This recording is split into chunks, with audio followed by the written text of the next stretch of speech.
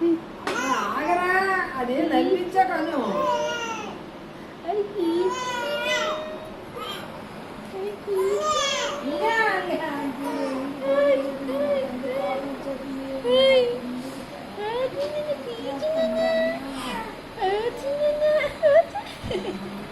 అమ్మా అలా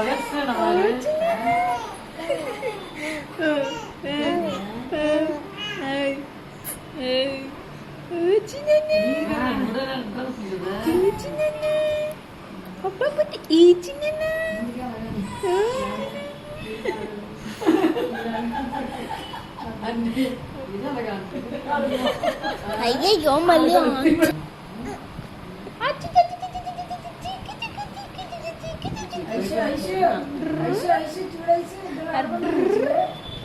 తాటే కదా